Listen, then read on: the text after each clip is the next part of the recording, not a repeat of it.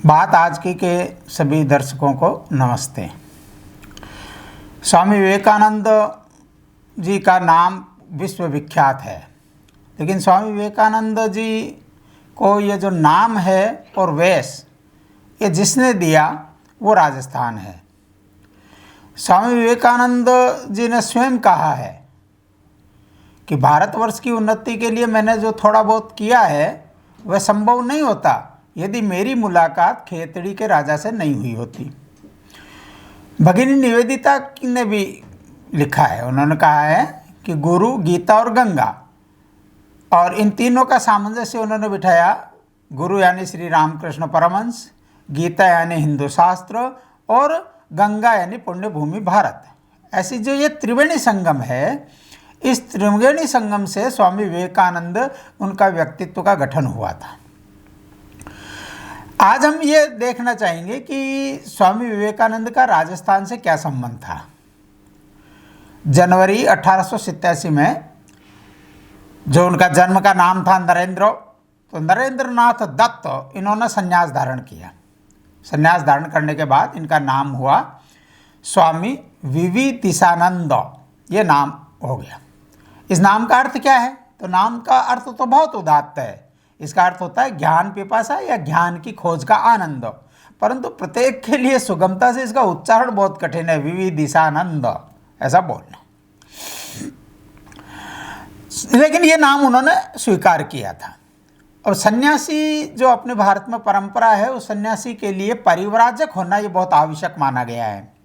अपने कहावत भी है, बहता पानी निर्मला। तो स्वामी जी को यात्रा से भारत दर्शन का सहयोग तो मिला ही मिला, अनुभव जो विस्तार है उस अनुभव विस्तार का संयोग भी प्राप्त हुआ।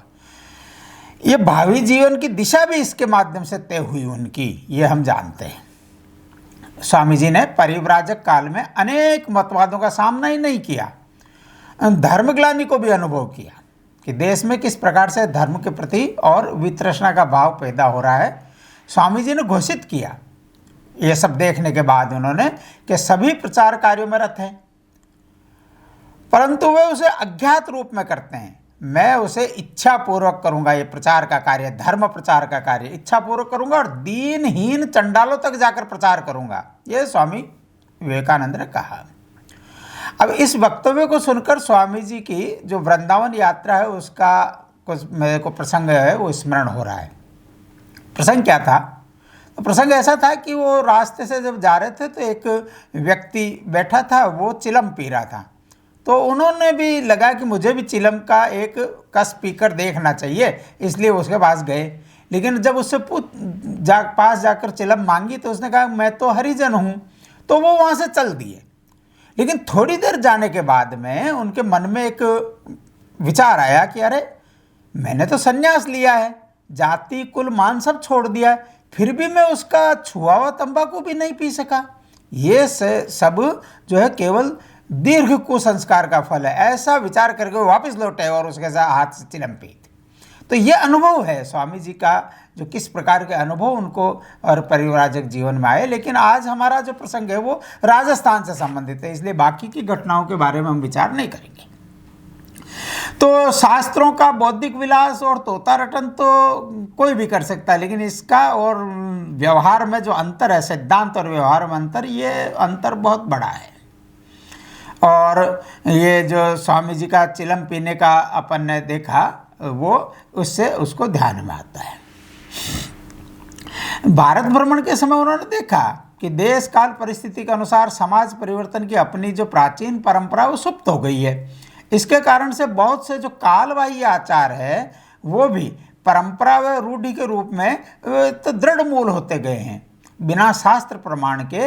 इन सब को देखकर स्वामी जी की जो प्रचलित हो गई परंपराएं थी, विकृत परंपराएं, इन सब को देखकर स्वामी जी की धारणा और दृढ़ हो गई कि इस जो पंगु बनाने वाली उत्पीड़न से समाज को अगर बचाना है तो उसका एकमात्र उपाय है इस वैदिक ज्ञान का सभी स्तरों पर भेदभाव रहित प्रचार करना। एक दिन उन्होंने अपने गुरु भाइयों को बुलाकर कहा, अब ध्यान आएगा कि इन्होंने जो ही संन्यास ग्रहण किया था, सब मित्र लोग थे वो जो रामकृष्ण परमहंस के पास में जाते थे, तो दीक्षा लेने के तुरंत बाद और रामकृष्ण परमहंस की ये लीला समाप्त हो गई। उसके बाद पूरा दायित्व संभालने का उनका इन पर आ गया था, स्वामी विवेकानंद पर। तो उन्होंने अपने सभी गुरु भाइयों को बुलाकर कहा कि जो मेरा जीवन व्रत है वो निश्चित हो गया, अब से मैं अकेला रहूँगा और तुम लोग मुझे अब छोड़ दो। हम जानते हैं कि वो जब जब भी बाहर निकलते थे तो उनके जो गुरु भाई थे वो कहीं न कहीं से उनको ढूंढ ढांड के वापस उनके पास पहुंच जाते थे। लेकिन इस बार वो बिना बताए 1891 की जनवरी का लगभग अंतिम समय होगा, उस समय वो एक दिन सुबह वहाँ से निकल गए और निकले तो मुँह किया राजस्थान की तरफ। दिल्ली से होते हुए वो रेल से फरवरी 1891 का प्रथम सप्ताह होगा, उसमें अलवर स्टेशन पर वो स्वामी जी उतरे। ये राजस्थान में उनका प्रथम आगमन और प्रथम उनकी चरण रथ जहाँ पर पड़ी वो है अलवर। वहाँ पर रेलवे स्टेशन के बाहर ही उनको एक बंगाली चिकित्सक है, उनका नाम था गुरुचरण लश्कर, उनसे उनका पहला परिचय हुआ। और वहाँ से वो एक वहाँ के एक अभियंता थे, सेवानिवृत्त अभियंता पंडित शंभुनाथ जी, उनके आवास में वो बाद में रहे, ऐसा वर्णन आता है। अलवर के दीवान मेजर रामचंद्र जी भी स्वामी जी से मिले थे और उनकी विद्वता से वो बहुत प्रभावित हुए। प्रभावित होकर उन्होंने अलवर के महाराजा मंगल सिंह जी से भी स्वामी जी की भेंट करवाई। तो मूर्ति पूजा के प्रसंग में स्वामी जी के सहज प्रात्यक्षिक प्रबोधन से महाराजा इतने अभिभूत हुए कि उन्होंने दीवान जी से कहा कि ऐसा महात्मा मैंने इससे पहले कभी नहीं देखा, आप इन्हें कुछ दिनों तक अपने यहाँ रोकिए ना। अलवर में वो पर्याप्त समय तक रुके थे। भजन, प्रश्नोत्तर, प्रवचन, ऐसा उनका नित्य क्रम रहता था। स्वामी जी युवकों से घिरे हुए रहते थे और पाश्चात्य शिक्षा के उस काल में स्वामी जी ने अलवर के युवकों को अपने इतिहास और संस्कृति का सही परिप्रेक्ष्य में जानने के लिए प्रेरित करते हुए जो बात कही थी, वो आज जो हम राष्ट्रीय शिक्षा नीति है उस शिक्षा नीति में वही बात कही हुई है। मैं उनके शब्द जो उन्होंने अपनी और परिव्राजक की डायरी में लिखे हैं वो यथावत आपको मैं बताता हूँ। उन्होंने युवकों से कहा था उस समय कि तुम संस्कृत पढ़ो और इसके साथ साथ पश्चिमी देशों के विज्ञान का भी अनुशीलन करो। केवल मात्र हम और अपने देश में ही जानकारी सब है इसका अभिमान नहीं करना, बाहर भी जो अच्छा हो रहा है उसका ध्यान करना चाहिए, ऐसा इनके पीछे का मंतव्य था। वो आगे कहते हैं कि पढ़ो और परिश्रम करो ताकि अपने देश के इतिहास को विज्ञान सम्मत भित्ति पर नए रूप में प्रस्तुत कर सको। उन्होंने आगे कहा उसमें कि अंग्रेजों ने हम लोगों के देश का जो इतिहास लिखा है ये बहुत महत्वपूर्ण बात है, जो आज भी एनसीईआरटी इसकी किताबों के संबंध में अखबारों के अंदर हम पढ़ते रहते हैं। ब्रेन वॉश्ड रिपब्लिक ऐसा जो तैयार कर दिया इन पाठ्य पुस्तकों ने, इतिहास की पाठ्य पुस्तकों ने, उसके संबंध में उस समय कहा है 1891 में स्वामी जी ने क्या कहा, वो कहा कि अंग्रेजों ने हम लोगों के देश का जो इतिहास लिखा है उससे हम लोगों के मन में दुर्बलता ही आएगी, क्योंकि वे केवल हमारे पतन और अवनति का ही उल्लेख करते हैं। जो विदेशी हम लोगों की रीति नीति तथा हम लोगों के धर्म और दर्शन से बहुत कम परिचित है, वे विश्वसनीय और निष्पक्ष भाव से भारत का इतिहास कैसे लिख सकते हैं। इसलिए स्वभावतः अनेक भ्रांत धारणाएं और गलत निष्कर्ष हमारी पाठ्य पुस्तकों में आ गए हैं। अभिवेद, पुराण एवं भारत के प्राचीन वाङ्मय के अध्ययन के लिए भारतीय इतिहास के अनुसंधान के क्षेत्र में हम लोगों को अपने एक स्वतंत्र पद का निर्माण करना होगा और उसके सारे सहानुभूति संपन्न एवं यथार्थ तथापि आत्मोदिक भाषा में भारत भूमि के इतिहास का संकलन करना होगा। यहाँ 3 बात कही है स्वामी जी ने। सबसे पहली बात, सहानुभूति संपन्न होना चाहिए, यानी किसी भी प्रसंग का वर्णन करने के आधार क्या होगा। तो यहाँ के लोगों को आप धिक्कारते हैं, उनमें ग्लानि भाव पैदा करते हैं, तो इतिहास का उपयोग क्या है।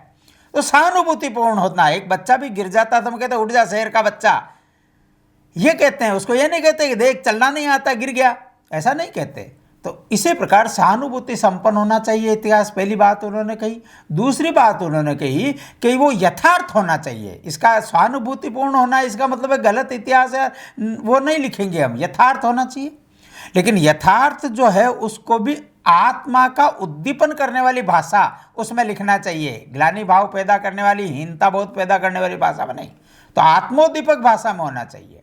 ये 3 बातें उन्होंने कही कि वो सहानुभूति संपन्न हो, यथार्थ हो और आत्मोदीपक हो। ऐसे 3 प्रकार से हमको इतिहास का संकलन करना चाहिए और अपने जीवन की साधना के रूप में इसको ग्रहण करना चाहिए। इतिहास संकलन के काम को ये जीवन की साधना बने, और ये सब हम लोगों का दायित्व है, ऐसा युवकों से उन्होंने कहा। तो फिर अंतिम जो बात उन्होंने कही वो कारण बहुत महत्वपूर्ण है कि भारत का इतिहास भारतीयों को ही लिखना होगा। अब भारतीयों को अगर लिखना है तो क्या करना पड़ेगा? उन्होंने कहा, अतएव विस्मृति के सागर में लुप्त गुप्त रत्न राशि के उद्धार के लिए कमर कस लो। जब तक भारत के गौरव में अतीत को जन जन में पुनर्जीवित नहीं कर पाते हो, तब तक विश्राम मत करो।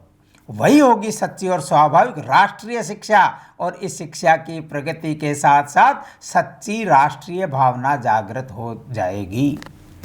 ये कहा उन्होंने। राष्ट्रीय शिक्षा का मतलब क्या होता है? राष्ट्रीय शिक्षा का मतलब है कि अपने गौरवमय अतीत को पुनर्जीवित करना है, जन जन में करना है। ये सच्ची राष्ट्रीय भावना तब ही जागृत होगी, ऐसा स्वामी जी ने 1891 में अलवर के युवकों के समक्ष कहा है। 28 मार्च 1891 को, फरवरी में वो आए थे, और मार्च में 28 मार्च यानी मार्च के अंत के लगभग वो स्वामी जी ने अलवर से फिर प्रस्थान किया। ये प्रस्थान में वो सरिस्का में गए। सरिस्का जो अभी अभ्यारण्य है, इस अभ्यारण्य में आप जाएंगे तो वहाँ पर एक पांडु पौल है। पांडु पौल, ऐसा कहते हैं कि पांडव जब अज्ञातवास में आए थे, ये जो अलवर है ये मत्स्य प्रदेश का हिस्सा है। मत्स्य प्रदेश में ही और अज्ञातवास के लिए ये पांडव आए थे। उस समय उसकी राजधानी जो है वो विराटनगर थी। आज का जो बैराट इस नाम से जो जयपुर जिले में कहते हैं, वो विराटनगर थी। तो ये जो सरिस्का अभ्यारण्य है, उसमें पांडवों द्वारा स्थापित एक हनुमान जी का मंदिर है, उसको पांडु पौल कहते हैं। वहाँ गए वो। वहाँ से वो एक टहला नामक गांव है, वह लगभग 18 मील वहाँ से दूर है, जंगल में। वो टहला में वहाँ पर एक बहुत प्राचीन मंदिर है, नीलकंठ महादेव का मंदिर है। इस मंदिर में उन्होंने रात्रि विश्राम किया। रात्रि विश्राम के समय भी भक्त उनके साथ में थे, वो सी चीज़ें चलते थे। तो वहाँ पर उन्होंने समुद्र मंथन और हलाल पान की एक नवीन व्याख्या वहाँ पर की। उन्होंने बताया वहाँ पर जो भक्तजन युवक थे उनके साथ में कि समुद्र का तात्पर्य है माया रूपी समुद्र। ये रूप रस गंध में माया रचित विचित्र संसार है। यहाँ इंद्रिय भोग की अनेक वस्तुएं हैं, इनका जितना भोग करेंगे उतना ही विष निकलेगा। यह विश्व आत्मज्ञान में की जो प्राप्ति है तो उसमें बाधक बनता है। अतएव सर्वस्व त्यागी सन्यासी के निकट वह विष व्यर्थ एवं निस्तेज होता है। देवादिदेव महादेव की तरह से वो उसको पचाने की सामर्थ्य तब आती है जब वो सर्वस्व त्यागी ऐसा संन्यास्त व्यक्ति हो, उसके माध्यम से। ऐसी एक नवीन व्याख्या उन्होंने की। यहाँ से वो रेल द्वारा स्वामी जी जयपुर आए।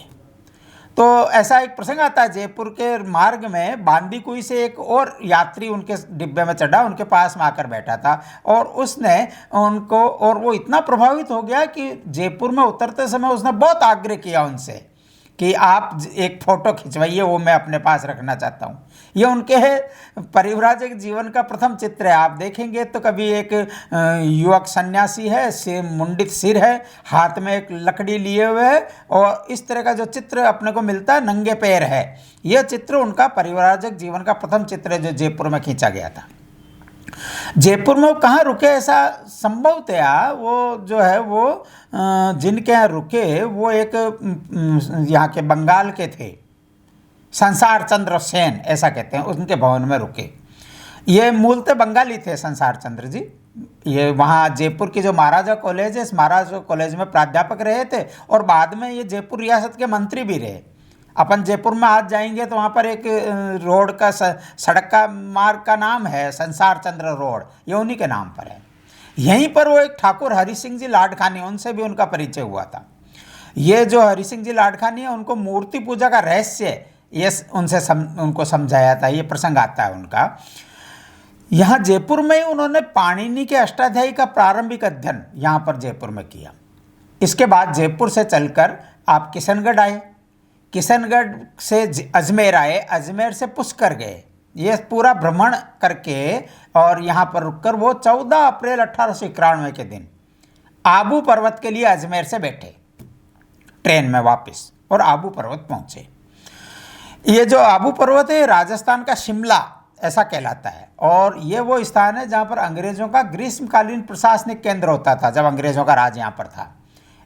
अब क्योंकि अंग्रेज वहाँ पर रहते थे, इस कारण से जितना भी रियासतें थी उनका जो अंग्रेज़ों से काम पड़ता था, उस काम के लिए सब रियासतों के भवन भी वहाँ पर आबू पर्वत पर थे। यहाँ पर जब स्वामी जी गए तो वहाँ उन्होंने, आज जो हम जाएंगे नक्की झील के किनारे पर ही, और वहाँ पर एक छोटी गुफा है जिसको अभी संरक्षित किया हुआ है, उस गुफा को चंपा गुफा ऐसा कहते हैं। वो छोटी सी गुफा, आप जाएंगे तो वहाँ पर, तो उसको उन्होंने साधना के लिए चुना। शाम के समय वो नक्की झील के किनारे के ऊपर, जहाँ पर लोग घूमने के लिए आते हैं, वहाँ पर वो निकलते थे। तो वहाँ बहुत से भक्तगण और शिष्यगण उनके सारे, उनके सुनने के लिए, चर्चा करने के लिए उनके पास में जुट जाते थे। लेकिन वो उस निर्जन गुफा में ही रहने का और उन्होंने निश्चय किया। तो इस गुफा का जो द्वार है, वहीं पर किशनगढ़ रियासत के एक वकील थे, मुंशी फैज़ अली उनका नाम है, किशनगढ़ के रहने वाले थे। आज भी उनका परिवार किशनगढ़ में है, मुंशी फैज़ अली का। वहाँ पर मुंशी फैज़ अली की मुलाकात हुई और वो भी उनकी विद्वता से बहुत प्रभावित हुए। और इतने प्रभावित हो गए वो कि उन्होंने, एक प्रसंग आता है कि उन्होंने पूछा उनसे कि मैं आपके लिए क्या कर सकता हूँ, कुछ सहायता के लिए मुझे बताइए। तो उन्होंने कहा कि वर्षा ऋतु आने वाली है, इसके एक दरवाज़ा लगवा दो गुफा के, इतना उन्होंने आग्रह किया। उन्होंने कहा कि वर्षा में दरवाज़ा लगाने से भी बहुत अधिक अंतर आने वाला नहीं है, पानी रिस कर अंदर आएगा, आप क्यों नहीं मेरे साथ चलिए, मैं अकेला ही रहता हूँ। वो रहते थे किशनगढ़ हाउस में। आज आप जाएंगे माउंट आबू तो वहाँ पर किशनगढ़ हाउस जो था वो आज एक होटल बना हुआ है। आप उस होटल में जाएंगे तो वो कक्ष दिखाते हैं जिसके अंदर स्वामी जी और रुके थे, वहाँ पर जिस कक्ष में उनको ठहराया था वो कक्ष दिखाते हैं वो होटल वाले। तो वहाँ पर वो मुंशी फैज़ अली उनको लेकर किशनगढ़ हाउस में आ गए। अब ये जो मुंशी फैज़ अली का ये जो काम है, किशनगढ़ हाउस में उनको लेकर आना, ये ही खेतड़ी नरेश की निकटता का निमित्त कारण बना। इसकी पूरी कथा है कि वहाँ पर, और खेतड़ी नरेश के जो वकील थे वो एक दिन मिलने आए और वहाँ पर उनको देखा, उसकी विद्वता से प्रभावित होकर, और उन्होंने खेतड़ी नरेश से उसकी चर्चा की।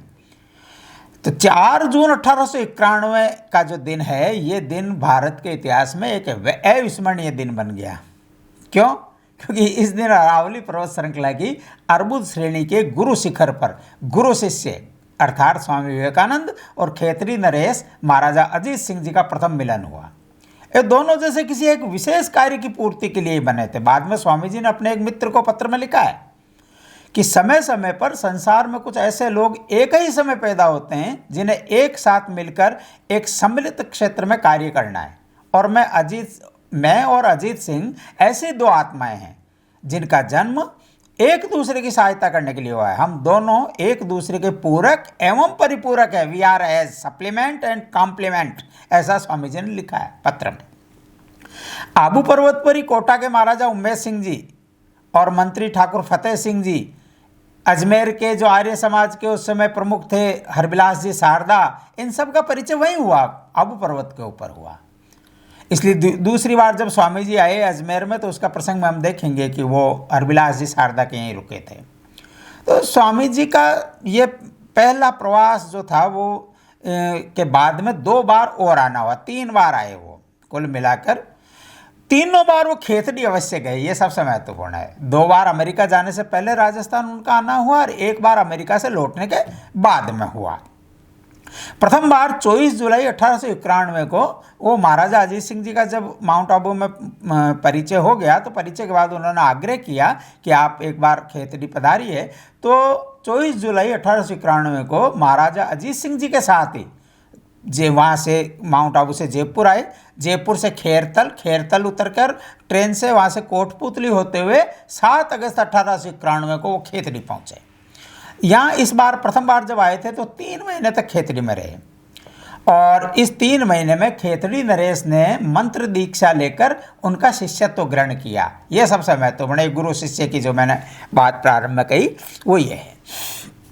यहाँ जब 3 महीने रुके थे तो यहीं पर उन्होंने, और जो राज पंडित थे नारायण दास जी, उनके सानिध्य में उन्होंने पाणिनि के अष्टाध्यायी और पतंजलि के महाभाष्य इसका अध्ययन पूर्ण किया।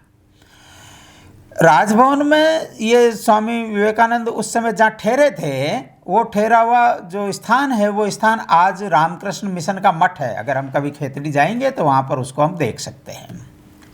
27 अक्टूबर 1891 को खेतड़ी से फिर चले स्वामी जी और जयपुर होते हुए अजमेर आए।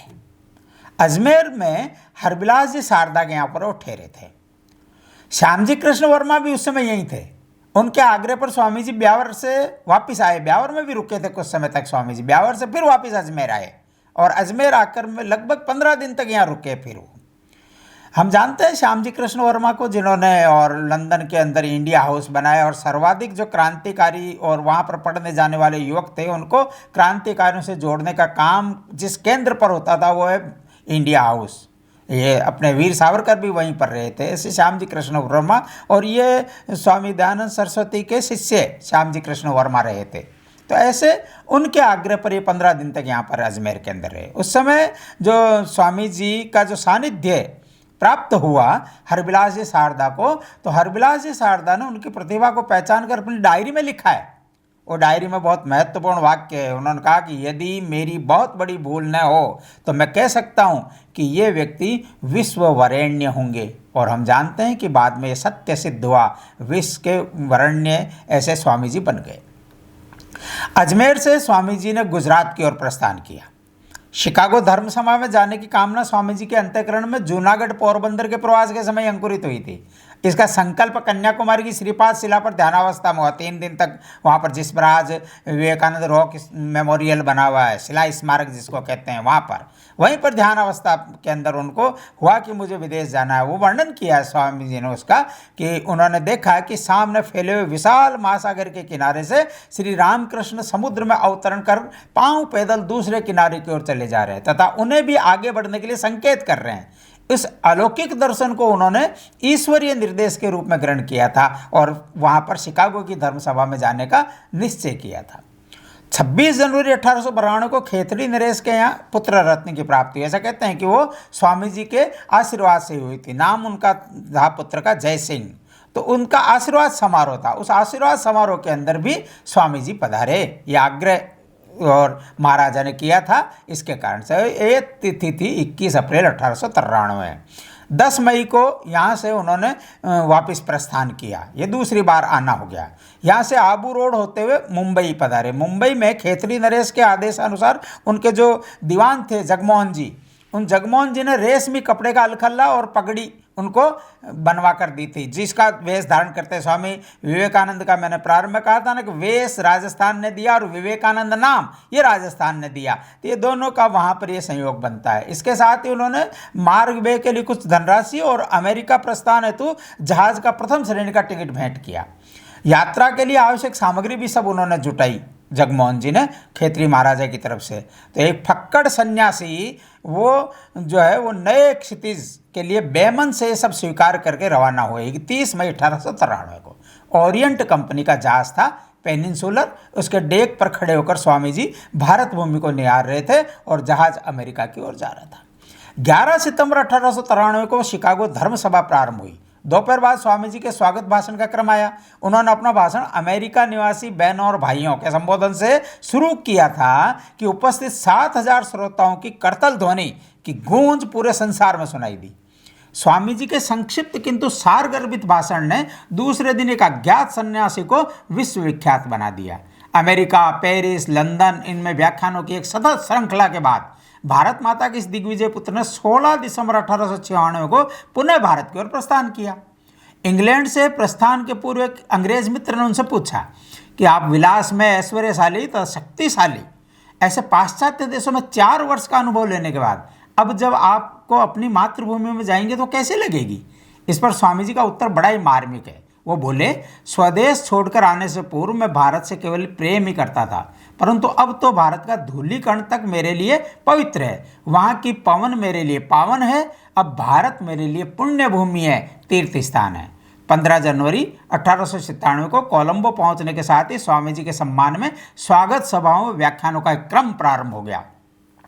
8 फरवरी को चेन्नई में जो नागरिक अभिनंदन के बाद विद्वत वैदिक सभा और मद्रास स्वागत समिति तथा खेतड़ी के महाराजा का अभिनंदन पत्र उसका वाचन हुआ।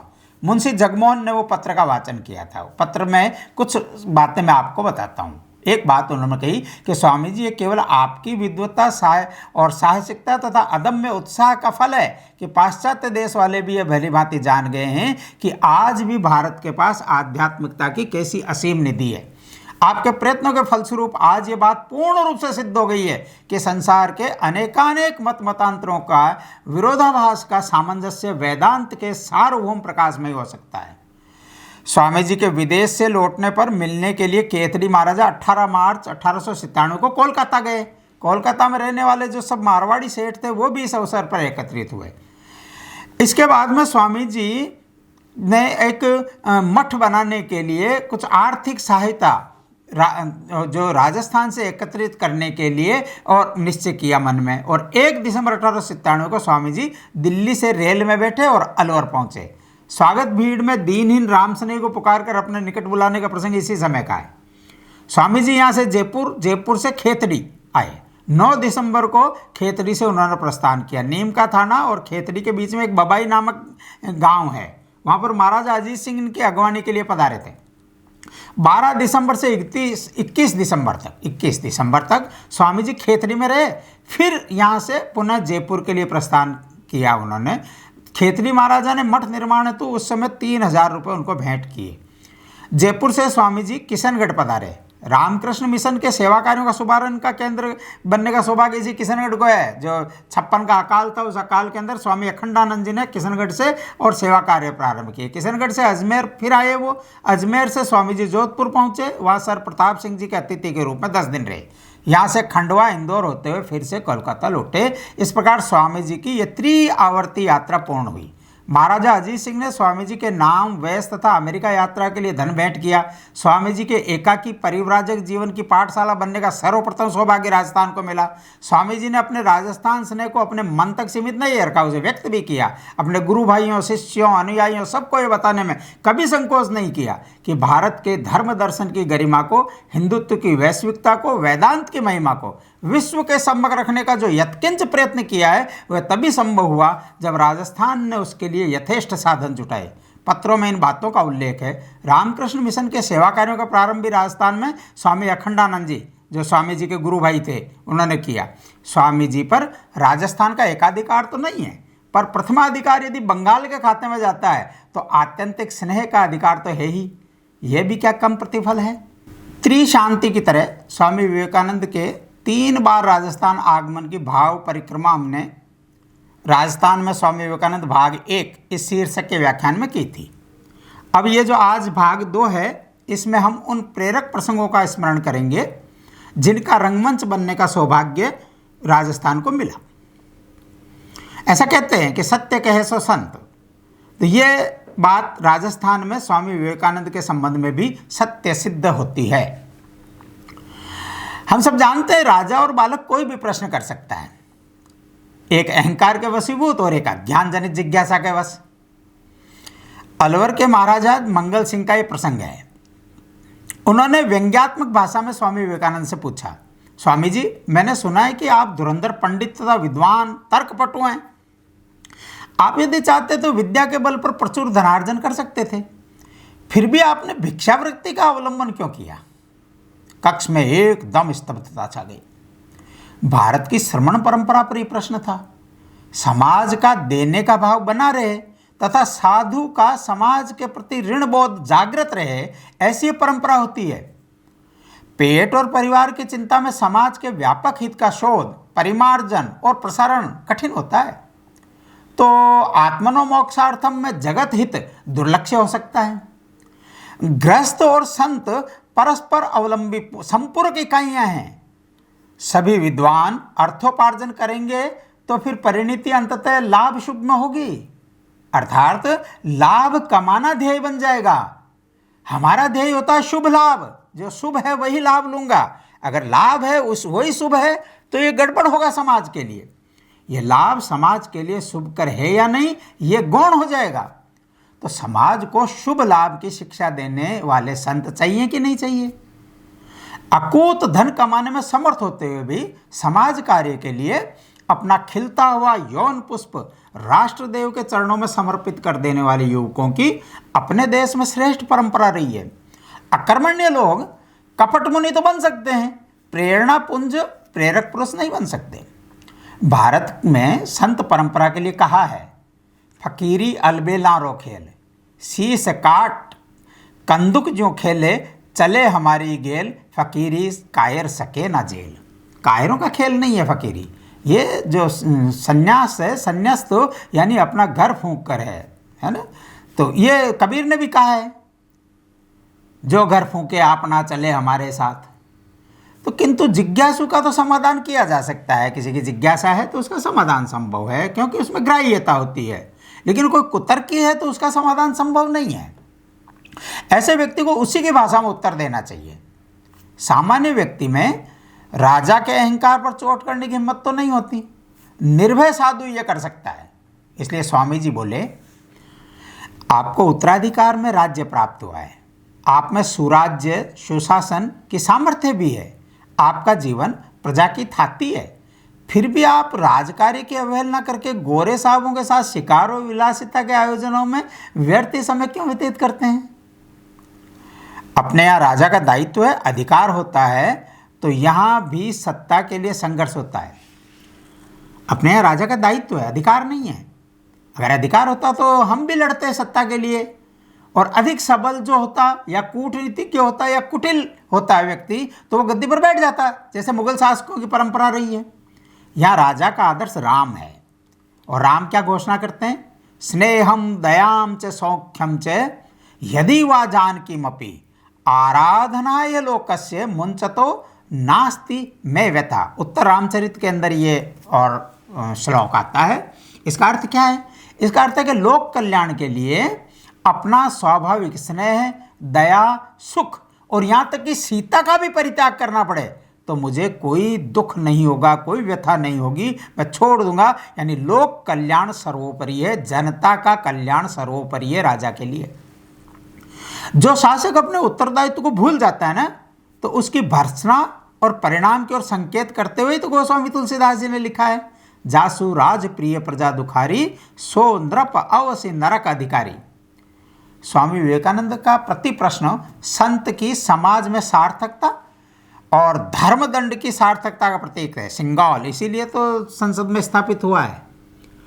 दूसरों से अटपटे प्रश्न पूछना सुगम है, स्वयं से पूछे गए प्रश्नों का उत्तर देना कठिन होता है। कर्तव्य पूर्ति की अवहेलना दो कारणों से हो सकती है, एक तो कर्तव्य बोध ही नहीं हो उसको, या यह हो सकता है कि इस अनभिज्ञता को जो है संत या महाजनों के समागम से, सानिध्य से उसको विज्ञता में बदला जा सकता है कि उसको अगर अभिज्ञ है, वो जानता नहीं है, तो संतों के या महाजन जो बड़े लोग हैं उनके सानिध्य के अंदर वो अनभिज्ञ नहीं रहेगा, उसको जानकारी हो जाएगी, वो अपने कर्तव्य पथ पर चला जाएगा। लेकिन एक दूसरा कारण होता है, वो है प्रवृत्ति का नहीं होना।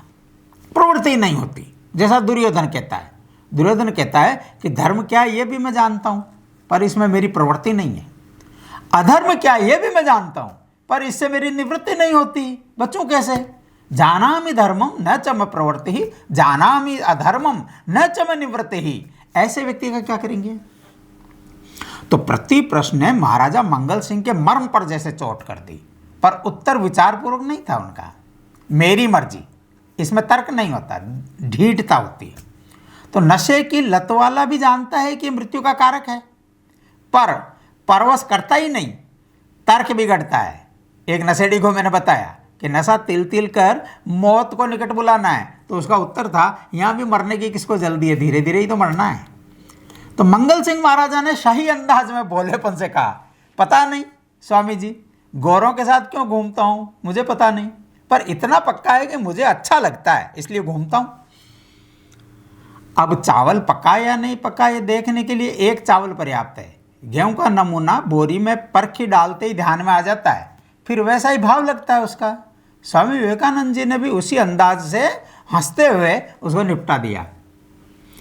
उन्होंने कहा, स्वामी जी ने, मुझे भी घूमना अच्छा लगता है इसलिए घूमता हूं।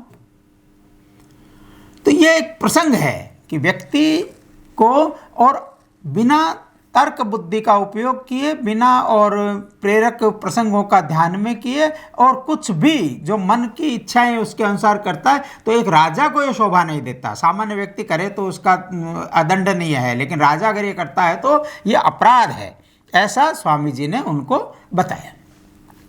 एक दूसरा प्रसंग और वो भी यहाँ अलवर का ही है। जो नास्तिक है वो तो ईश्वर के अस्तित्व को ही स्वीकार नहीं करते, किंतु जो आस्तिक है उसकी भी दो श्रेणियां हैं। एक होता है सगुण और एक होता है निर्गुण उपासक। सगुण उपासक साकार निराकार ये भी कह सकते हैं अपन। तो ये एक वैश्विक विवाद का विषय रहा है। इस बहस में भारत एवं अन्य देशों की सोच में आधारभूत अंतर भी है, ये अपन देखेंगे। और सैद्धांतिक दृष्टि से उस परम तत्व जो भी है उसकी प्रतिमा संभव ही नहीं है, क्योंकि वह देखने का नहीं, अनुभूति का विषय है। वेद भी यही कहते हैं। यजुर्वेद अध्याय 32 का 3रा श्लोक है, न तस्य प्रतिमा अस्ति, उसकी कोई प्रतिमा नहीं है। इसी प्रकार अज, एकपात, अकायम आदि विशेषणों से परमेश्वर को जन्म मरण और शरीर धारण से रहित वेदों में कहा है, किंतु सर्वसाधारण मनुष्य की कल्पना तो सीमित होती है। तुलना भी वो करेगा तो किससे करेगा? पूर्व स्थित प्रतिमान से ही तो करेगा। अतः ईश्वर की कल्पना भी वह स्वयं के स्वरूप में ही करने लगता है। उसी की तरह शरीरधारी, खाने पीने सोने जागने वाला, इन दोनों मान्यताओं में खंडन मंडन की एक प्राचीन परंपरा अपने यहाँ पर रही है। परंतु यहाँ परस्पर मतों की स्वीकार्यता नहीं तो सह अस्तित्व अवश्य रहा है।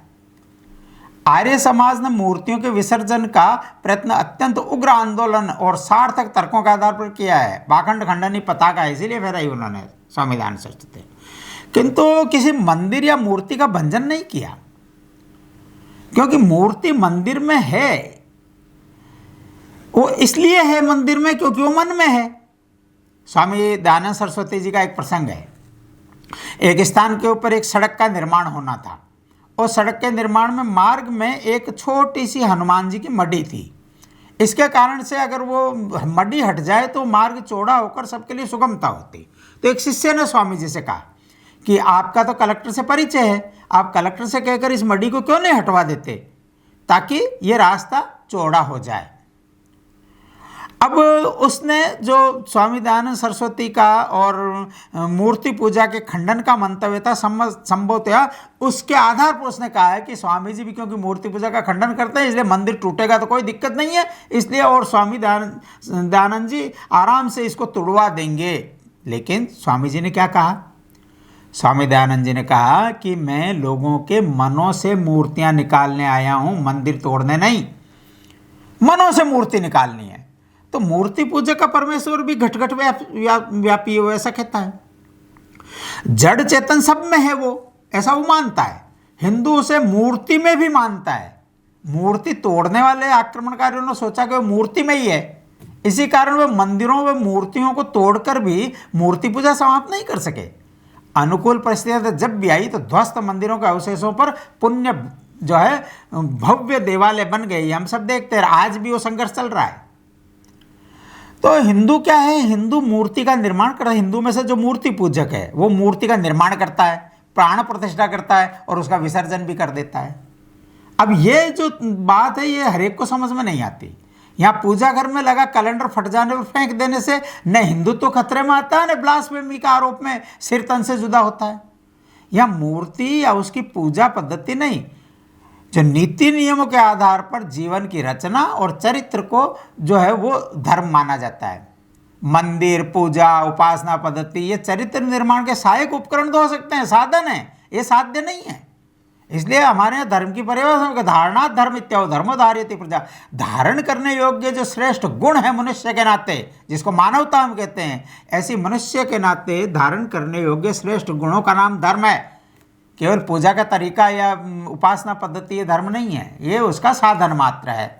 तो सामान्य मनुष्य स्वभाव जो होता है वो मनुष्य स्वभाव किसी साकार प्रतीक की ओर झुकाव दर्शाता है, ये सामान्यतः देखा जाता है।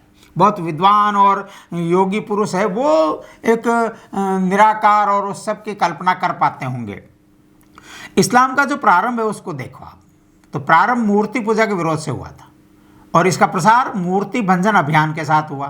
किंतु भारत में इस्लाम के साथ क्या हुआ आप देखेंगे, कब्रें पक्की नहीं हुई, जहाँ कब्र को पक्की करना ही हराम माना गया, वहाँ कब्रें पक्की नहीं हुई, कब्रों की दरगाह बनी और दरगाह जियारत का मुकाम बन गई। अधिसंख्य भारतीय मुसलमान जो इस्लाम में दाखिल किए जाने से पूर्व मूर्ति पूजा ही करते थे भारत में सब, बाद में भी क्या हो गए, वो बदल गए, वो उनको इस्लाम में दाखिल कर लिया होगा, वो जबरदस्ती किया हो या जैसे भी किया हो, लेकिन वो सब के सब अधिकतम उनमें से दरगाहवादी हो गए। जो नहीं हुए वह भी काबा के चित्र को पवित्र मानकर चूमते हैं, ध्यान कर लेना। अब आप देखिए, मज़ारों की गुसल होता है, स्नान, संदल लेपल होता है, जिसका अब यहाँ उर्स में तबर्रुक यानी प्रसाद मटता है, बाद में उतर कर साल भर का चंदन जो लेपन किया गया चंदन है, और चादर ओढ़ाते हैं फूलों को चढ़ाने के लिए, दीप धूप दीप है, सब षोडश उपचार जो आप करते हैं मूर्तियों के, वो सब यहाँ पर है। अगर सामान्य जो मूर्ति पूजेगा उसके पास में षोडश उपचार की कोई सामग्री नहीं हो तो मनसा समर्पयामि, मनसा निवेदन करके और पीछा छुड़ा लेता है, यहाँ नहीं है। कितने बड़े बड़े चादर जाते हैं, कितने फूलों से भरी हुई और डालियाँ जाती है, कितना संदल वहाँ पर रोज चंदन चढ़ता है, कितने और गुसल करने के लिए, उसको स्नान करवाने के लिए कितना और गुलाब जल लगता है, ये सब आप देखिए। तो वो तो आपसे बड़े और षोडशोपचार करने वाले हो गए। यहाँ मनसा उपने मन्नत के धागे बंध रहे हैं, देग पक रही है, तबरुक तकसीम हो रहा है, ताजिया कंधे पर लिए परिक्रमा हो रही है, करबला में ताजिया ठंडा हो रहा है, अर्थात विसर्जन तक की सब क्रियाएं धूमधाम से हो रही है। अब जो वहाँ भी तबलीग जमात है वो परिशुद्ध इस्लाम की पुनः स्थापना की तूती इस दरगाह के नकार खाने में सुनाई नहीं देती, क्या करोगे आप? ये मन है, मानव मन, ये इसी प्रकार से चलता है। ईसाई ख्रिस्ती मत में क्या हुआ, ये मूर्ति पूजकों अर्थात हिडन्स एंड पैगन्स की आलोचना से शुरू हुआ था ख्रिस्ती मत भी।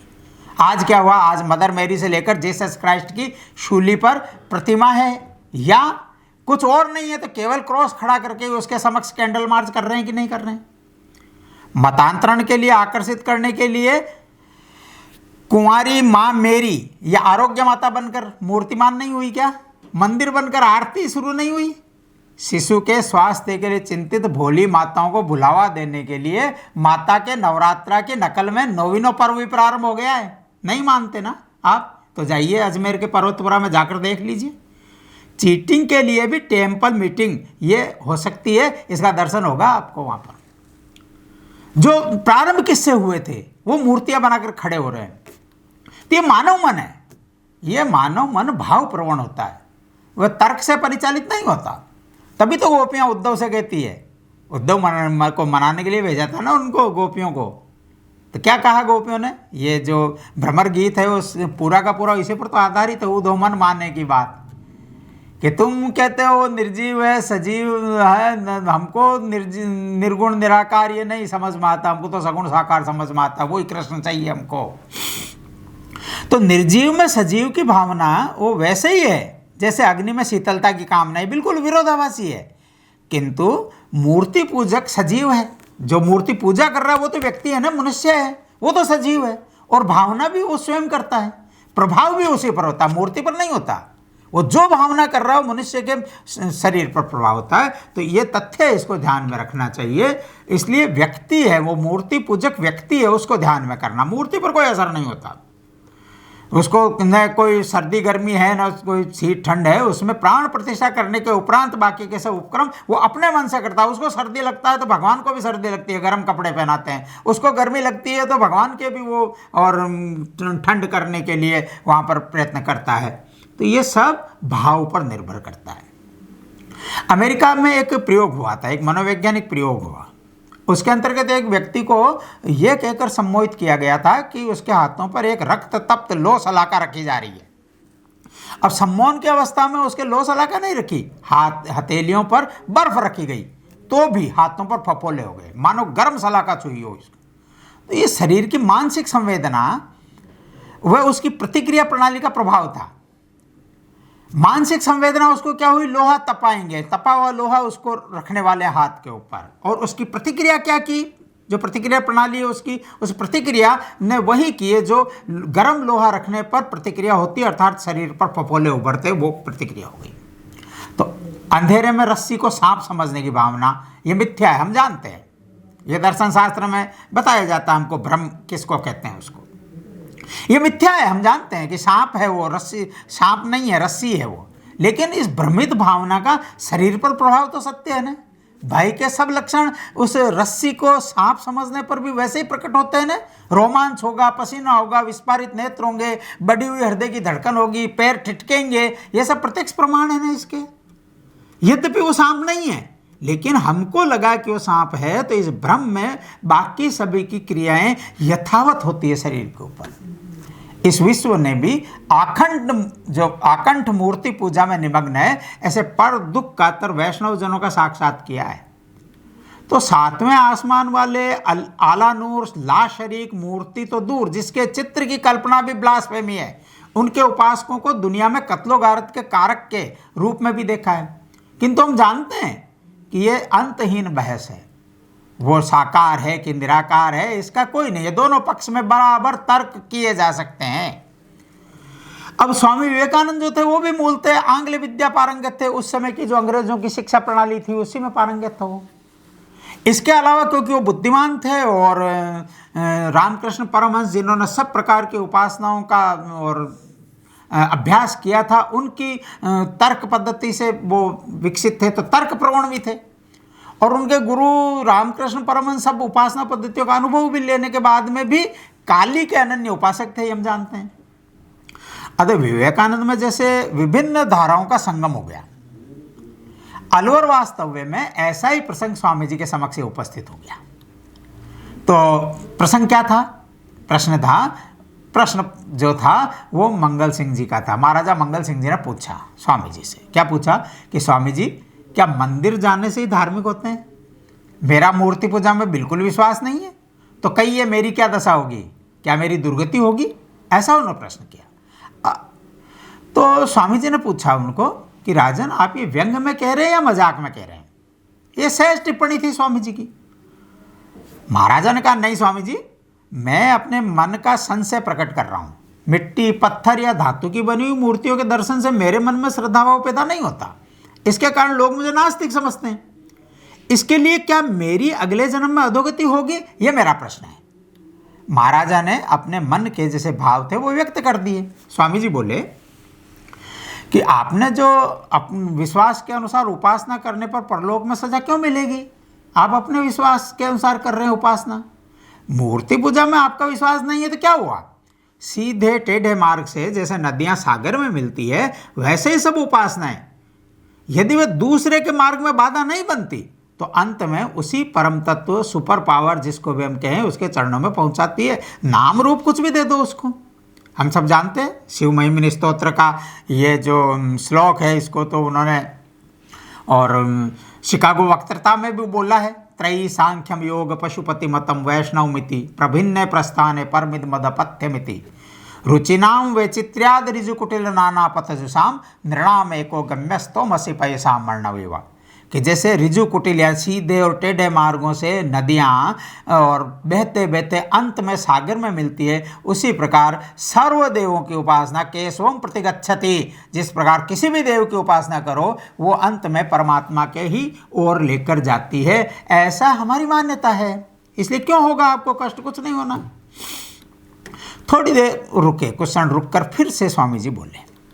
उन्होंने कहा कि जो भक्त है वो भगवान के हाथों तर कर जिस परम धाम में पहुंचते हैं, असुर राक्षस भी भगवान के हाथों मरकर वहीं पहुंचते हैं।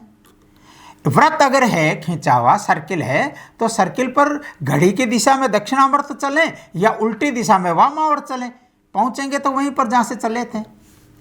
इसलिए सबको किसी एक मूल पर ही जाना है। मूल दो नहीं हो सकते। से एक एवं प्रभुर द्वितीय, वो एक है और वो अद्वितीय है, यानी उसका जैसा दूसरा भी नहीं है। एक है केवल कहेंगे तो इसका मतलब है अनेक में से एक है।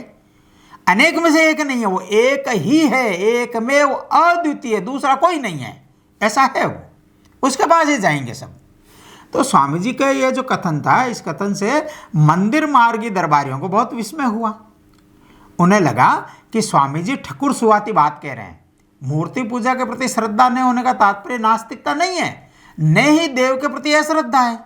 इसका अर्थ क्या है? इसका अर्थ है केवल अन्य मार्ग के प्रति निष्ठा है, इतना ही तो है।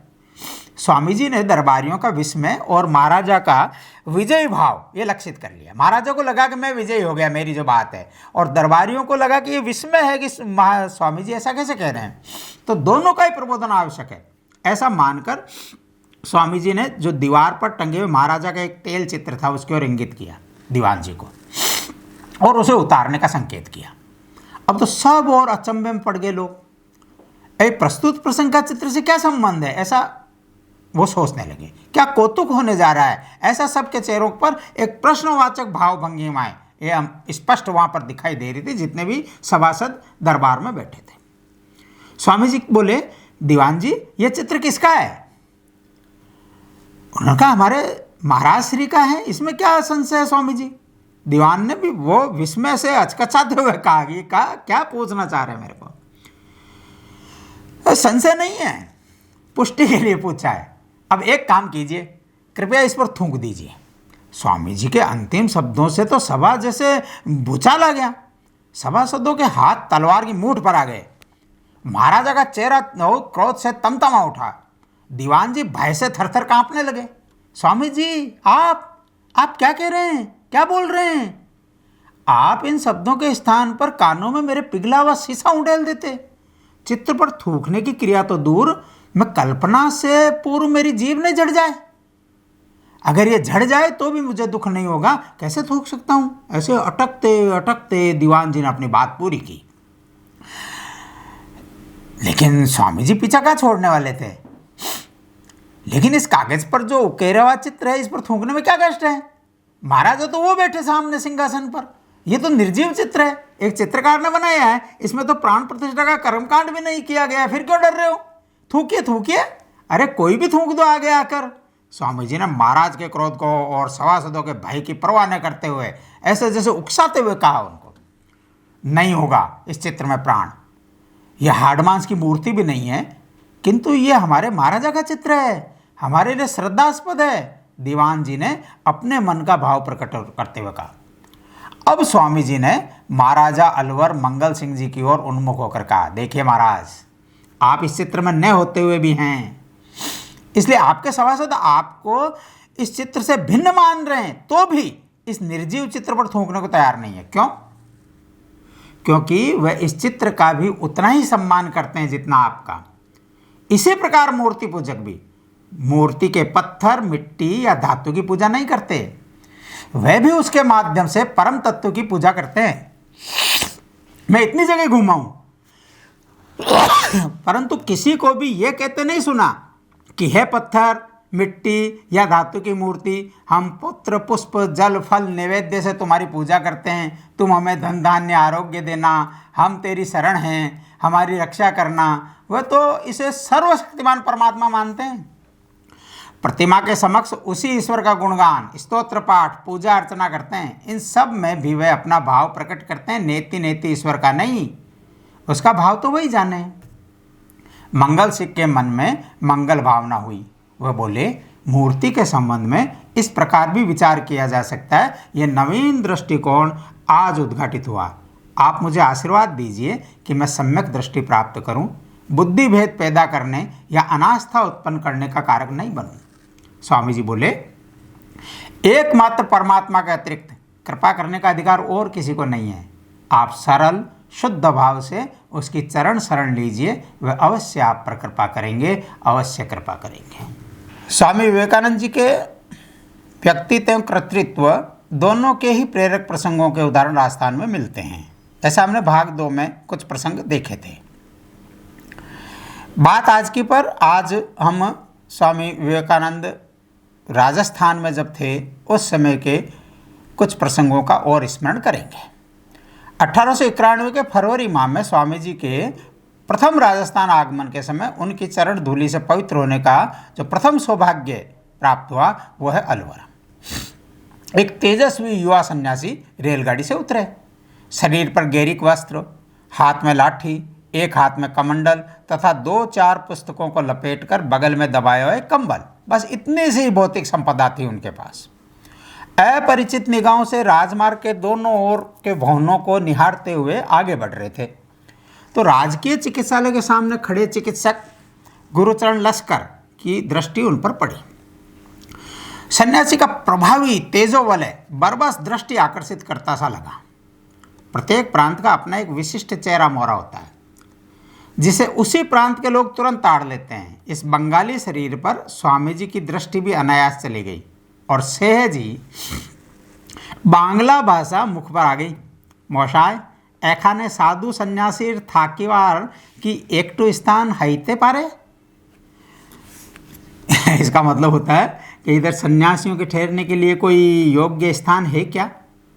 वर्षों बाद गुरुचरण बाबू ने किसी के मुख से मायड़ भाषा सुनी। गदगद हो अभिवादन करते हुए बोले, निश्चय आसने आज्ञा है आसुन। क्यों नहीं, पधारिए पधारिए, आज्ञा दीजिए, क्या सेवा करूं। और स्वामी जी को साथ लेकर उस चिकित्सालय के समीप में ही एक 2 मंजिला भवन दिखाते हुए पूछा, ऐ खाने थाकीते कष्ट हव्वे की, यानी इस घर में ठहरने पर आपको कोई कष्ट तो नहीं होगा। किछ ना, स्वामी जी ने मुस्कुराते हुए आत्मीयता से ऐसे कहा जैसे परस्पर वर्षों से परिचित हों। अब भवन में स्वामी जी की समस्त प्रारंभिक व्यवस्था करने के बाद जो गुरुचरण बाबू थे उन्होंने उनकी विद्वता और सन्यासी को देखकर वो अत्यंत अभिभूत तो पहले से ही थे। तो ये विद्वान सन्यासी के आगमन की जो उन्होंने प्रथम सूचना है वो एक स्थानीय अंग्रेजी विद्यालय था, उसमें एक उर्दू फारसी के शिक्षक थे, मौलवी साहब कहते थे। इनका नाम पता नहीं चला अभी तक कि नाम उनका वास्तव में क्या था। मौलवी साहब इस नाम से मिलता है।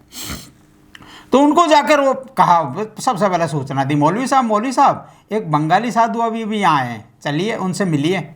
ऐसा विद्वान महात्मा से मैं पहली बार ही मिला हूँ, मैं भी, आप उनसे बातचीत कीजिए, तब तक मैं चिकित्सालय का काम निपटा कर आता हूँ। मौलवी जी भी इस तरह के और संपर्क के लिए बड़े लालायित रहते थे। वो तुरंत दौड़कर स्वामी जी के पास गए, अभिवादन के बाद परिचय दिया। स्वामी जी ने उनका हाथ पकड़कर अपने पास बिठाया और ऐसे वार्तालाप करने लगे जैसे वर्षों पूर्व के परिचित हैं। इस्लाम के संबंध में चर्चा चली। इस्लाम के संबंध में स्वामी जी के ज्ञान से मौलवी जी अचंभित हो गए। उन्होंने अपने परिचित मुस्लिमों को ये जानकारी दी। स्वामी जी की प्रवचन की जो सभा होती थी उस सभा में हिंदुओं के साथ साथ मुसलमान भी पर्याप्त संख्या के अंदर आने लग गए। और स्वामी जी के शास्त्र ज्ञान, प्रवचन शैली, पांडित्य, मधुर संभाषण, ये इन सब से मौलवी जी इतने मुग्ध थे कि वो जो उनके कक्षाएं होती थी वो प्रत्येक कक्षा के अंदर स्वामी जी की सभा की, उसमें प्रवचन कक्षा में जिज्ञासु, स्थायी श्रोता की तरह से जिज्ञासु बन गए वो। तो मौलवी जी स्वामी जी के प्रति इतने अनुरक्त थे कि उनके मन में प्रबल भाव जागरण हुआ कि स्वामी जी यदि मेरे घर पर प्रसाद ग्रहण करें तो मेरा घर पवित्र और मेरा जीवन कृतार्थ हो जाएगा। किंतु उनके मन में एक संशय भी था कि मैं मुसलमान हूँ, एक बार स्वामी जी हाँ भी कर ले तो अन्य हिंदू भक्त मुसलमान को गौमांस भक्षी मानने के कारण उनको आने देंगे कि नहीं आने देंगे। यद्यपि मौलवी जी गौमांस भक्षण नहीं करते थे। स्वामी जी उस समय राजकीय सेवा से निवृत्त अभियंता जो थे पंडित शंभुनाथ जी, उनके भवन में ठहरे हुए थे। तो पंडित जी की यदि इस प्रस्ताव पर आपत्ति करें तो क्या होगा, ऐसा भी उनके मन में संशय था। तो मन के जो संशय है उस पर संत पर विश्वास ने विजय पाई कि संत तो के लिए क्या है, वो क्यों नहीं मुझे मेरे जैसे भक्त को और स्वीकार करेंगे उसका आग्रह। तो उन्होंने स्वामी जी की अपेक्षा सीधे पंडित जी से निवेदन किया। बोले कि कृपा करके ये अनुमति दीजिए कि स्वामी जी कल मेरे घर प्रसाद ग्रहण करें। फिर संभावित आक्षेपों या प्रश्नों पर का अपनी ओर से समाधान करते हुए मौलवी साहब ने आगे जोड़ा कि मैं ब्राह्मणों से अपने घर को भी सब सामानों को साफ करवा लूँगा, धुलवा दूंगा, आंगन आदि। ब्राह्मण अपने घर से लाए बर्तनों में भोजन बनाएंगे और वो सामग्री भी क्रय खुद करेंगे और अपना ही वहाँ पर चौका बनाकर उसमें भोजन बनाएंगे और वही परोसेंगे। मैं तो क्या है कि ये इन आँखों से अपने आंगन में स्वामी जी को भिक्षाकरण करते हुए देखना का जो अलौकिक क्षण है उसका साक्षी बनना चाहता हूँ। आपके यहाँ से मेरा जीवन धन्य हो जाएगा, मेरा कुल कृतार्थ हो जाएगा। आप कृपा करके और स्वामी जी को मेरे यहाँ भोजन करने की भेज दीजिए। तो मौलवी जी ने अत्यंत विनय भाव से विहल वाणी में ये एक सांस में ऐसे बोला जैसे कोई बीच में ही टोक कर बाधा उत्पन्न कर दे। दृश्य ऐसा था जैसे विदुर भगवान कृष्ण को सचाते हुए निमंत्रण दे रहे हों भोजन का। तो स्वामी जी कुछ कहें इससे पहले ही पंडित शंभुनाथ बोले, भाई स्वामी जी तो सन्यासी हैं, मुक्त पुरुष हैं, इनके समक्ष जाति भेद का क्या मूल्य है? हम में तो वैसे भी भेद नहीं है। देखो, पूजा पद्धति बदलने से पूर्वज थोड़े बदलते हैं। हमारा विरोध विचार से है, व्यक्ति से नहीं है। हमारा तो सनातन संबंध है आपस में। थोड़ा बहुत जो परहेज दिखता है वह तो शुद्धि अशुद्धि या खाद्य अखाद्य का है। आप शुद्ध सात्विक भोजन की जैसी व्यवस्था करेंगे हमें स्वीकार है, पर एक बात है। अब फिर चक्कर बढ़ गया। बोले क्या? बात बीच में ही काट दी उन मौलवी साहब ने। उन्होंने लगाया कि ये बनती हुई बात बिगड़ने लग गई है। तो पंडित जी कौन से किंतु का फच्चर फंसाना चाह रहे हैं? कहीं चाशनी में लपेट कर कोई ऐसी शर्त तो नहीं रख देंगे जो मैं पूरी नहीं कर सकूं? तो एक क्षण पूर्व का जो प्रफुल्ल मुख कमल था वो जैसे कुमला गया मौलवी जी का। पंडित जी ने भी वातावरण को अत्यंत गंभीर रहस्यमय बना दिया और अंत में धीरे से बोले, बात अत्यंत महत्वपूर्ण है, उसकी पूर्ति के बिना स्वामी जी नहीं आएंगे। अब तूफान से पूर्व की शांति जैसा वातावरण था। सबके हृदय की धड़कनें भी जैसे साफ साफ सुनाई दे रही थी। अंततः रहस्य का आवरण हटाते हुए पंडित जी धीरे से बोले, मौलवी जी, आपने स्वामी जी को तो बुला लिया, हम पंडितों को मोदक से वंचित रखना चाहते हैं क्या? हम कहाँ जीमने जाएंगे? कक्ष में एकदम ठहाका गूंज गया। मौलवी साहब ने प्रसन्न होकर कहा, स्वामी जी को निमंत्रित करना अर्थात जमात को जिमाना है। मेरा अहोभाग्य, आप सब अपनी चरण रस से मेरे गरीब खाने को पवित्र करें। आपकी जूठन पाकर यदि नेवले की तरह मैं भी पवित्रता रूपी स्वर्ण कांति प्राप्त कर लूँ, हो सकता है। हम सब जानते हैं ना महाभारत की कथा, नेवला और वहाँ लौट रहा था जब अश्वमेध यज्ञ और युधिष्ठिर ने किया, उसका आधा शरीर सोने का था। वो कह रहा था कि मैंने एक गरीब ब्राह्मण के यहाँ पर जिसने और अतिथि को भोजन करवाया, स्वयं भूखे रहकर वहाँ के अन्न कणों से मेरा पवित्र हुआ है। तो मैं सोच रहा हूँ कि यहाँ पर भी तो इतना पवित्रता से शायद मेरा आधा अंग हो जाए, स्वर्णमय कांति प्राप्त कर ले। ऐसा जो नेवले का उदाहरण देगा, मेरा भी ऐसा हो सकता है कि स्वर्णमय कांति से हो जाए। तो ये एक सामाजिक समरसता का कैसा दृश्य ये उत्पन्न किया जा सकता है, ये एक घटना अलवर की है। एक दूसरी घटना मैं आपको सुनाता हूँ, वो घटना है खेतड़ी की। श्रावण शुक्ल तृतीया संवत 1947 विक्रमी संवत, यानी ख्रिस्ती तिथि को अगर करेंगे तो 7 अगस्त 1891 ये स्वामी जी प्रथम बार खेतड़ी पधारे थे। आगमन के दूसरे दिन की ये घटना है जो मैं आपको सुना रहा हूँ। बार श्रावण के फुहारों के साथ साथ शीतल मंद सुगंध ऐसी त्रिविध समीर ये प्रवाहमान थी। रात्रि का समय था। खेतड़ी नरेश अजीत सिंह अपने सभासदों के साथ उद्यान भवन में विराजमान थे। स्वामी जी अपरिचित स्थान पर थे और कक्ष में अकेले ऐसे अनुभव कर रहे होंगे, ये विचार करके एक सेवक को उन्होंने भेजा कि स्वामी जी को भी यहाँ सभा में बुला लाएं, सबसे परिचय भी हो जाएगा। तो स्वामी जी को अभिवादन करके वो और सेवक लेकर आ गया। सभा में आने पर उनको और एक उचित आसन पर विराजमान करवा दिया गया। इसके पश्चात धर्म चर्चा जिज्ञासु प्रश्नों के साथ प्रारंभ हुई। कुछ समय तक ये चर्चा चली। थोड़ा सा समय बीता होगा कि चौबदार ने आकर और एक सूचना दी कि राज नर्तकियों का जो दल है वो दल आया हुआ है। ऐसा उसने चौबदार ने कहा कि खमागण हुक्म, गणिकाएं श्री जी के हुजूर के दर्शनों की उड़ीक में डोडी पर खड़ी हैं और सलाम मालूम करने आई हैं। आज्ञा हो तो दरीखाने भिजवा दूं। अब राज्याश्रित सेवकों कलावंतों का प्रातः और सायंकाल शासकों का अभिवादन करने आना ये सामान्य एक मुस्लिम परंपरा प्रारंभ हुई थी। इस मुस्लिम परंपरा में इसको सलाम मालूम करना कहते थे। सलाम मालूम करना वास्तव में अस्सलाम अलैकुम है जो और किया जाता है, उसका संभवतः अपभ्रंश हो गया, सलाम मालूम हो गया। तो ये जो मुगलों का रिवाज था ये कर्मकांड के रूप में राजस्थान में उस समय चल पड़ा था, इसीलिए वो कहते हैं कि सलाम मालूम करने आई हैं वो। तो बाद में महाराजा ने आज्ञा गणिकाओं ने गण सभा में प्रवेश किया तो सबको अभिवादन किया उन्होंने। तदुपरांत जो महाराजा वो लंबी अवधि के बाद आबू से लौटे थे, तो नरेश को अपनी सेवाएं देने के अभिलाषा से विनय के साथ जो प्रधान गणिका थी उसने निवेदन किया, हुक्म आज्ञा हो तो सेवा में गान प्रस्तुत करूं। अब अजीत सिंह जी ने कोई प्रतिक्रिया नहीं दी। मौन को स्वीकृति का लक्षण मानकर साजिंदों ने अपने वाद्य यंत्र संभाल लिए। राज्यसभा में गान, और वो भी गणिका का, और सन्यासी के सम्मुख। स्वामी जी को ध्यान आया, कामिनी कांचन का त्याग सन्यासी की साधना का तो प्रथम सोपान है। सुमिरन, दरस, परस सभी का त्याग अपेक्षित है, ये अष्टमैथुन में गिने जाते हैं।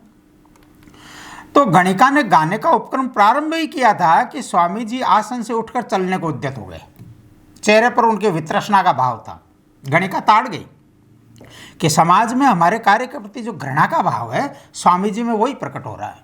फिर भी साहस करके उसने दोनों हाथ जोड़ते हुए कातर शब्दों में निवेदन किया, स्वामी जी कृपा करके आप विराजें, मैं आपको भजन सुनाकर कृतार्थ होना चाहती हूँ। आप जैसे संत के सानिध्य में मेरा गाना सार्थक हो जाएगा, मेरी कला साधना भी धन्य हो जाएगी, ऐसा उसने निवेदन किया। महाराजा अजीत सिंह जी ने भी आग्रह किया तो स्वामी जी मन मारकर बैठ गए, लेकिन आंखें बंद कर ली और ऐसे बैठ गए जैसे कि जबरन उनको किसी ने बांध कर वहां पर रखा हो, विवश व्यक्ति जैसे बैठता है वैसे बैठ गए। स्वामी जी के संबंध में हम जानते हैं कि वो स्वयं रागों के निष्णात थे। भिन्न भिन्न रागों में बहुत सुमधुर कंठ में वो भजन गाते थे और स्वामी रामकृष्ण परमहंस उनसे बार बार भजन गाने का आग्रह करते थे। उनके भजन सुनकर वो ध्यान अवस्था के अंदर चले जाते थे ऐसे, और सुमधुर कंठ के धनी थे। उनके भजन सुनकर लोग मंत्रमुग्ध हो जाते थे। वही विवेकानंद भजन सुनने को तैयार नहीं थे। क्यों? क्योंकि उनकी दृष्टि में गाने वाली वो पतिता थी। संगतकारों ने अपने साथ साध लिए। जो ही उन्होंने साथ साधे, गणिका ने आलाप शुरू किया। रात्रि की नीरवता में जैसे कोयल कूकी हो, अत्यंत दुर्लभ मधुर कंठ से राग पूरिया धनाश्री में गायिका ने सूर का पद वो गाना शुरू किया। प्रभु जी मोरे अवगुण चितना धरो, समदर्शी है नाम तिहारो, अब मोहि पार करो। ये पद हमने भी सुना होगा। तो भक्त हृदय की आत्मनिवेदन भावना का संपुट लगे ये जो शब्द थे अमृत धारा के रूप में अजस्र बहते हुए कर्ण विवर से हृदय कुंड में भर रहे थे। श्रोता सांस लेना भूल गए क्योंकि उसका व्यवधान भी असह्य उनको हो रहा था। लय ताल का ऐसा संगम था कि इंद्र की गंधर्व सभा भी उसके सामने फीकी लगती थी। सब मंत्रमुग्ध चित्रलिखित से निस्तब्ध बैठे थे।